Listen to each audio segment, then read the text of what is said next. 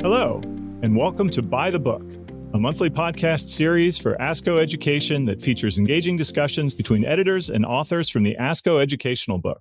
I'm Dr. Nate Pennell, the co-director of the Cleveland Clinic Lung Cancer Program and vice chair of clinical research for the Towson Cancer Center. I'm also the editor-in-chief for the ASCO educational book. Lung cancer is one of the leading causes of cancer-related mortality worldwide, and most cases are diagnosed at advanced stages where curative treatment options are limited. On the opposite end, early-stage lung cancers are very curable. If only we could find more patients at that early stage, an approach that has revolutionized survivals for other cancer types, such as colorectal and breast cancer. On today's episode, I'm delighted to be joined by Dr. Cheryl Czerlanis, a professor of medicine and thoracic medical oncologist at the University of Wisconsin Carbone Cancer Center, to discuss her article titled Broadening the Net: Overcoming Challenges and Embracing Novel Technologies in Lung Cancer Screening. The article was recently published in the ASCO educational book and featured in an education session at the ASCO annual meeting. Our full disclosures are available in the transcript of this episode. Cheryl, it's great to have you on the podcast today. Thanks for being here. Thanks, Nate. It is great to be here with you. So I'd like to just start by asking you a little bit about the importance of lung cancer screening and what evidence is there that lung cancer screening is beneficial. Thank you. Lung cancer screening is extremely important because we know that lung cancer survival is closely tied to stage at diagnosis. We have made significant progress in the treatment of lung cancer, especially over the past decade, with the introduction of immunotherapies and targeted therapies based on personalized evaluation of genomic alterations.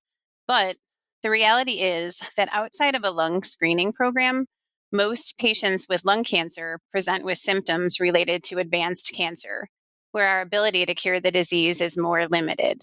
While lung cancer screening has been studied for years, the National Lung Screening Trial, or the NLST, first reported in 2011 a significant reduction in lung cancer deaths through screening. Annual low-dose CT scans were performed in a high-risk population for lung cancer in comparison to chest X-ray. The study population was comprised of asymptomatic persons, age 55 to 74, with a 30-pack-year history of smoking, who were either active smokers or had quit within 15 years. The low-dose CT screening was associated with a 20% relative risk reduction in lung cancer-related mortality. A similar magnitude of benefit was also reported in the Nelson trial, which was a large European randomized trial comparing low-dose CT with a control group receiving no screening. So this led, of course, to approval from CMS for lung cancer screening in the Medicare population, probably about 10 years ago now, I think.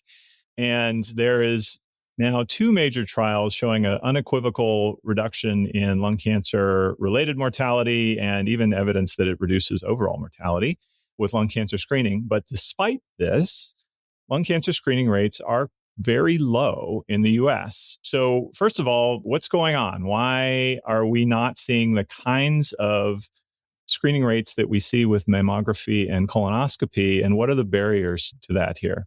That's a great question. Thank you, Nate. In the United States, recruitment for lung cancer screening programs have faced numerous challenges, including those related to socioeconomic, cultural, logistical, and even racial disparities. So our current lung cancer screening guidelines are somewhat imprecise and often fail to address differences that we know exist in sex, smoking history, socioeconomic status, and ethnicity. We also see underrepresentation in certain groups, including African Americans and other minorities, and special populations, including individuals with HIV. And even where lung cancer screening is readily available, and we have evidence of its efficacy, uptake can be low due to both provider and patient factors. On the provider side, barriers include having insufficient time in a clinic visit for shared decision-making, fear of missed test results, lack of awareness about current guidelines, concerns about cost, potential harms, and evaluating both true and false positive test results. And then on the patient side, barriers include concerns about cost, fear of getting a cancer diagnosis, stigma associated with tobacco smoking, and misconceptions about the treatability of lung cancer. I think those last two are really what make lung cancer unique compared to, say, for example, breast cancer, where there really is a public acceptance of the value of mammography and that breast cancer is no one's fault and that it really is embraced as an active way you can take care of yourself by getting your breast cancer screening. Whereas in lung cancer, between the stigma of smoking and the concern that it's a death sentence, I think we really have some work to be made up, which we'll talk about in a minute about what we can do to help improve this.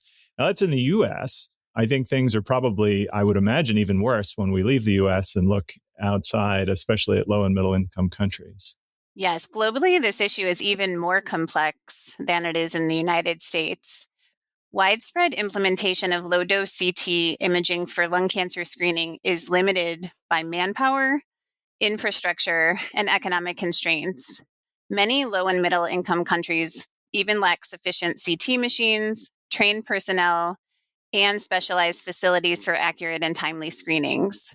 Even in urban centers with advanced diagnostic facilities, the high screening and follow-up care cost can limit access. Rural populations face additional barriers, such as geographic inaccessibility of urban centers, transportation costs, language barriers, and mistrust of healthcare systems.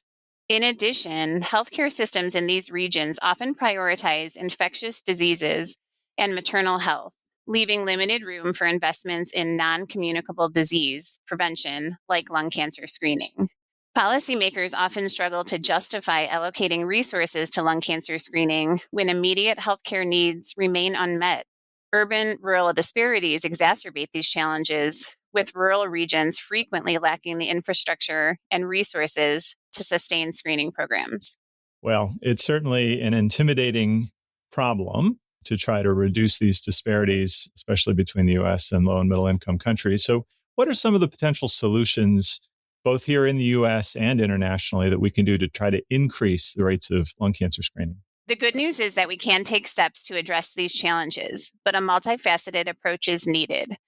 Public awareness campaigns focused on the benefits of early detection and dispelling myths about lung cancer screening are essential to improving participation rates.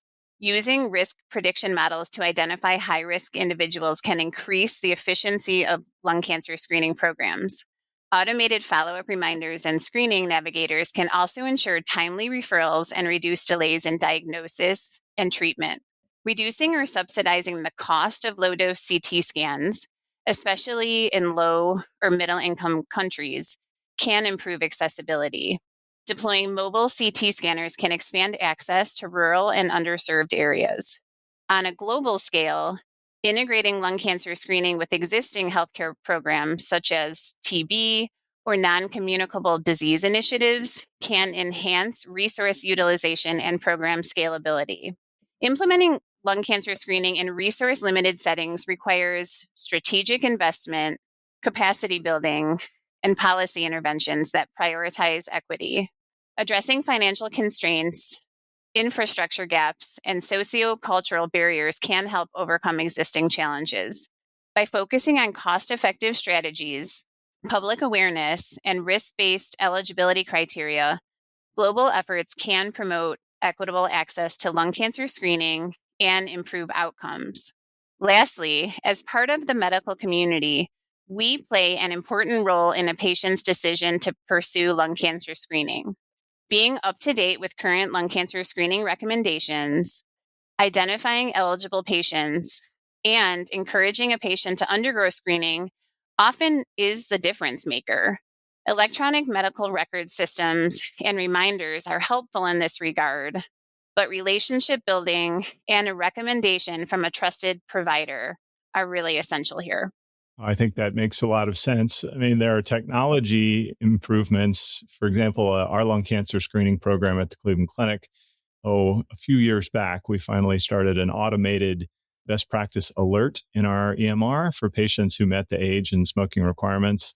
And it led to a 6-fold increase in people referred for screening. But at the same time, there's a difference between just getting this alert and putting in an order for lung cancer screening and actually getting those patients to go and actually do the screening and then follow up on it. And that, of course, requires having that relationship and discussion with the patient so that they trust that you have their best interests. Exactly. I think that's important. Certainly, while technology can aid in bringing patients in, there really is no substitute for trust building and a personal relationship with a provider. I know that there are probably multiple examples within the US where health systems or programs have put together, I would say, quality improvement projects to try to increase lung cancer screening and working with their community. There's one in particular that you discuss in your paper called the End Lung Cancer Now Initiative. I wonder if you could take us through that. Absolutely. The End Lung Cancer Now is an initiative at the Indiana University Simon Comprehensive Cancer Center that has the vision to end suffering and death from lung cancer in Indiana through education and community empowerment. We discuss this as a paradigm for how community engagement is important in building and scaling a lung cancer screening program. In 2023, the End Lung Cancer Now team decided to focus its efforts on scaling and transforming lung cancer screening rates in Indiana. They developed a task force with 26 experts in various fields, including radiology, pulmonary medicine, thoracic surgery, public health, and advocacy groups. The result of this work is an 85-page blueprint with key recommendations that any system and community can use to scale lung cancer screening efforts. After building strong infrastructure for lung cancer screening at Indiana University, they sought to understand what were the priorities, resources, and challenges in their communities. To do this, they forged strong partnerships with both local and national organizations, including the American Lung Association, American Cancer Society, and others. In the first year, they actually tripled the number of screening low-dose CTs performed in their academic center and saw a 40% increase system-wide.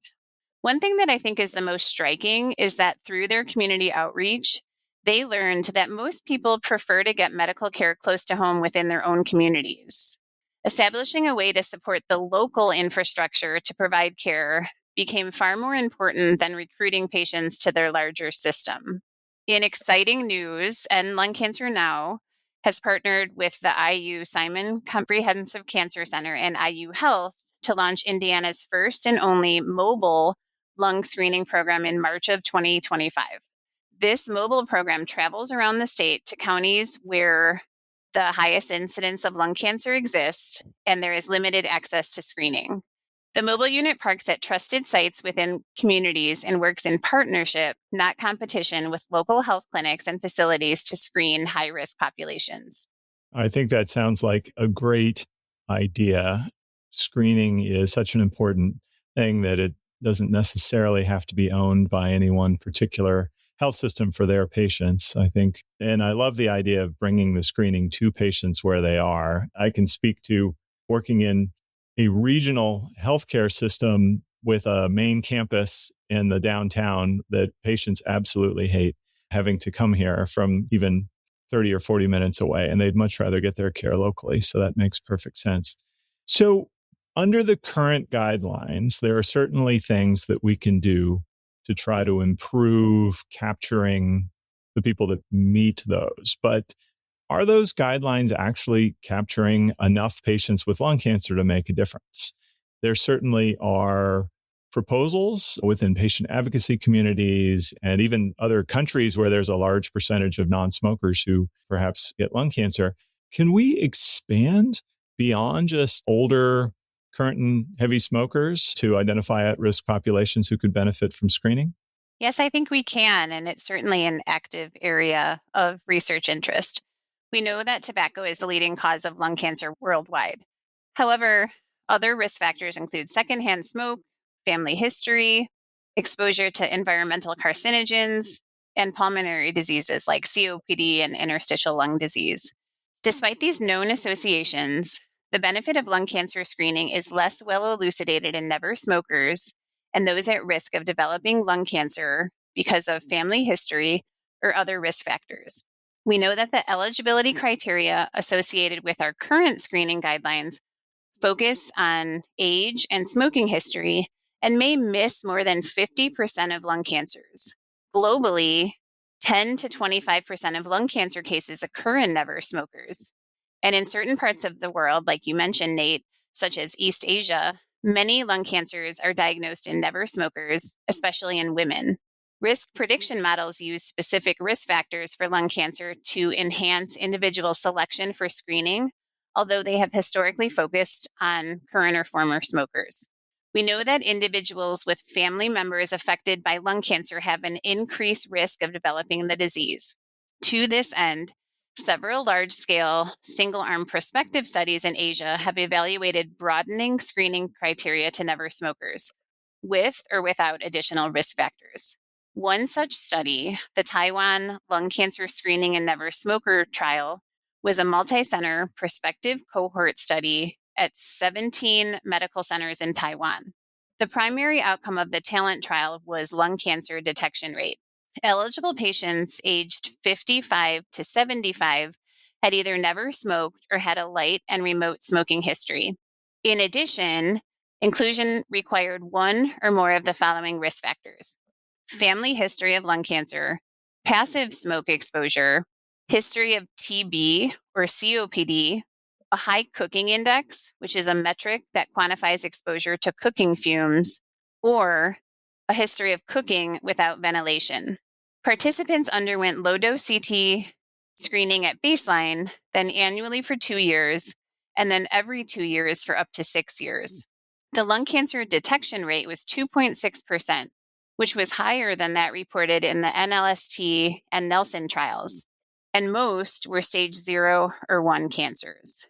Subsequently, this led to the Taiwan Early Detection Program for Lung Cancer, a national screening program that was launched in 2022, targeting 2 screening populations: individuals with a heavy history of smoking and individuals with a family history of lung cancer. We really need randomized controlled trials to determine the true rates of overdiagnosis or finding cancers that would not lead to morbidity or mortality in persons who are diagnosed, and to establish whether the high lung detection rates are associated with a decrease in lung cancer-related mortality in these populations. However, the implementation of randomized controlled low-dose CT screening trials in never smokers has been limited by the need for large sample sizes, lengthy follow-up, and cost. In another group potentially at higher risk for developing lung cancer, the role of lung cancer screening in individuals who harbor germline pathogenic variants associated with lung cancer also needs to be explored further. We had this discussion when the first criteria came out, because there have always been risk-based calculators for lung cancer that certainly incorporate smoking, but other factors as well, and have a discussion about whether we should be screening people based on their risk and not just based on discrete criteria such as smoking. But of course, the insurance coverage for screening, you have to fit the actual criteria, which is very constrained by age and smoking history. Do you think in the US there's hope for broadening our screening beyond NLST and Nelson criteria? I do think at some point there is hope for broadening the criteria beyond smoking history and age, beyond the criteria that we have typically used and that is covered by insurance. I do think it will take some work to perhaps make the prediction models more precise, or to really understand who can benefit. We certainly know that there are many patients who develop lung cancer without a history of smoking or without family history. And it would be great if we could diagnose more patients with lung cancer at an earlier stage.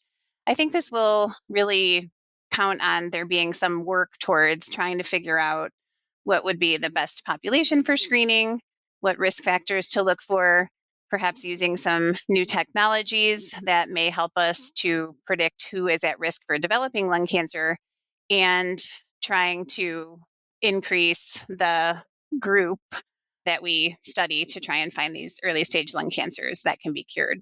Part of the reason we, of course, try to enrich our population is screening works better when you have a higher pretest probability of actually having cancer. And part of that also is that our technology is not that great. Even in high risk patients who have CT scans that are positive for a screen, we know that the vast majority of those patients with lung nodules actually don't have lung cancer. And so you have to follow them. You have to use various models to see, what the risk, even in the setting of a positive screen, is of having lung cancer. So why don't we talk about some newer tools that we might use to help improve lung cancer screening? And one of the things that everyone is super excited about, of course, is artificial intelligence. Are there AI technologies that are helping out in early detection in lung cancer screening? Yes, that's a great question. We know that predicting who's at risk for lung cancer is challenging for the reasons that we talked about, knowing that there are many risk factors beyond smoking and age that are hard to quantify. Artificial intelligence is a tool that can help refine screening criteria and really expand screening access. Machine learning is a form of AI technology that is adept at recognizing patterns in large data sets and then applying the learning to new data sets. Several machine learning models have been developed for risk stratification and early detection of lung cancer on imaging, both with and without blood-based biomarkers. This type of technology is very promising and can serve as a tool that helps to select individuals for screening by predicting who is likely to develop lung cancer in the future. A group at Massachusetts General Hospital, represented in our group for this paper by my co-authors, Drs. Fintelman and Chang, developed Sybil, which is an open access 3D convolutional neural network that predicts an individual's future risk of lung cancer based on the analysis of a single low-dose CT without the need for human annotation or other clinical inputs. Sybil and other machine learning models have tremendous potential for precision lung cancer screening, even and perhaps especially in settings where expert image interpretation is unavailable. They could support risk-adapted screening schedules, such as varying the frequency and interval of low-dose CT scans according to individual risk, and potentially expand lung cancer screening eligibility beyond age and smoking history. Their group predicts that AI tools like Sybil will play a major role in decoding the complex landscape of lung cancer risk factors, enabling us to extend life-saving lung cancer screening to all who are at risk. I think that would certainly be welcome. And as AI is working its way into pretty much every aspect of life, including medical care, I think it's certainly promising that it can improve on our existing technology. We don't have to spend a lot of time on this because I know it's a little out of scope for what you covered in your paper, but I'm sure our listeners are curious your thoughts on the use of other types of testing beyond CT screening for detecting lung cancer. I know that there are a number of investigational and even commercially available blood tests, for example, for detection of lung cancer, or even the so-called multi-cancer detection blood tests that are now being offered, although not necessarily being covered by insurance for multiple types of cancer, but lung cancer being a common cancer is included in that. So what do you think? Yes, like you mentioned, there are novel bioassays such as blood-based biomarker testing that evaluate for DNA, RNA, and circulating tumor cells that are both promising and under active investigation for lung cancer and multi-cancer detection. We know that such biomarker assays may be useful in both identifying lung cancers, but also in identifying patients with a high-risk result who should undergo lung cancer screening by conventional methods. Anything that will improve on our rate of screening, I think, will be welcome. I think probably in the future, it will be some combination of better risk prediction and better interpretation of screening results, whether those be imaging or some combination of imaging and biomarkers, breath-based, blood-based. There's so much going on that it is pretty exciting, but we're still going to have to overcome the stigma and lack of sort of public support for lung cancer screening if we're going to move the needle. Yes, I think moving the needle is so important because we know lung cancer is still a very morbid disease and our ability to cure patients is not where we would like it to be. But I do believe there's hope. There are a lot of motivated individuals and groups who are passionate about lung cancer screening, like myself and my co-authors. And we're just happy to be able to share some ways that we can overcome the challenges and really try and make an impact in the lives of our patients. Well, thank you, Dr. Czerlanis, for joining me on the By the Book podcast today and for all of your work to advance care for patients with lung cancer. Thank you, Dr. Pennell. It's such a pleasure to be with you today. Thank you. And thank you to our listeners for joining us today. You'll find a link to Dr. Czerlanis' article in the transcript of this episode. Please join us again next month for By the Book's next episode and more insightful views on topics you'll be hearing at the education sessions from ASCO meetings throughout the year and our deep dives on approaches that are shaping modern oncology. The purpose of this podcast is to educate and to inform. This is not a substitute for professional medical care and is not intended for use in the diagnosis or treatment of individual conditions. Guests on this podcast express their own opinions, experience, and conclusions. Guest statements on the podcast do not express the opinions of ASCO. The mention of any product, service, organization, activity, or therapy should not be construed as an ASCO endorsement.